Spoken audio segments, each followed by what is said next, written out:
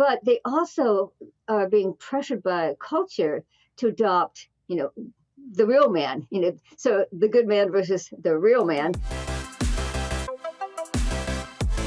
I want to talk about the word masculinity a little bit because you've identified there are two scripts really that we're operating from. Because when I think of the word masculinity, I think of protection, a man who uses his physical strength to protect those in his care, or someone who, takes initiative to lead his family well. But then there's other ideas that people might think of being domineering or oppressive to the people in his care. So what are the two scripts that we're working from, and what effect have those had?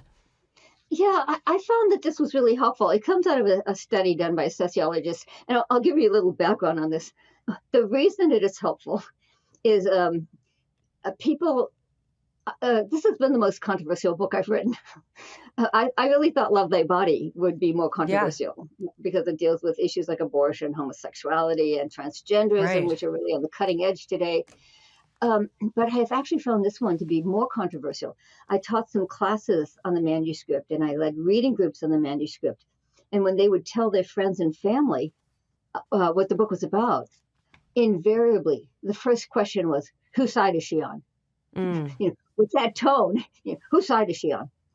And the assumption is that you have to either be, completely against masculinity, you're some sort of male bashing feminist, or you have to be some angry reactionary, who's defending men.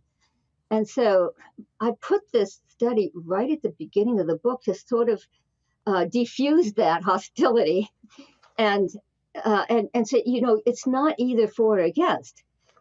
And this was a ingenious experiment that was done by a sociologist. He's very well known. He's not a Christian. He's well known, and so he gets invited to speak all around the world. And so he decided to ask young men two questions. He said, what does it mean to be a good man? If you're at a funeral and in the eulogy they say he was a good man, what does that mean? All around the world, young men had no problem answering that, from Australia to Germany to Brazil. And I'll read you it so you get the actual words. Honor, duty, integrity, sacrifice, do the right thing, stand up for the little guy, be a provider, be a protector, be responsible. And the sociologist would say, well, where'd you learn that? And they would say, it's just in the air we breathe. Or if they were in a Western culture, they would say, it's our Judeo-Christian heritage. And then he would follow up with a second question. He'd say, well, what does it mean if I say to you, man up, be a real man? And the young man would say, oh, no, that's completely different. And again, I'll read you their words. That means be tough, strong, never show weakness, win at all costs, suck it up, be competitive, get rich, get laid. So, in other words, there are two competing scripts out there for masculinity. And most men are made in God's image. And they do know what it means to be the good man. They do know that their unique strengths were not given them just to do whatever they want, but to provide and protect, as you were saying, and if necessary, even fight for the people that they love. But they also are being pressured by a culture to adopt, the real man, so the good man versus the real man.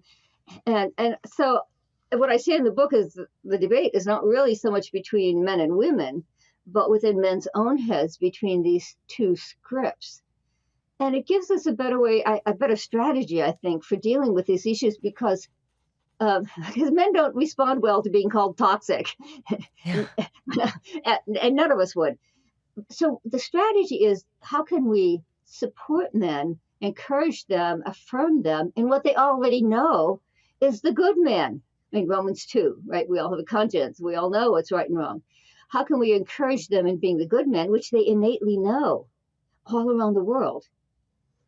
And then, instead of trying to denounce them for the real man, encourage and support them in being the good man. So I think that gives us a much more positive approach to these issues.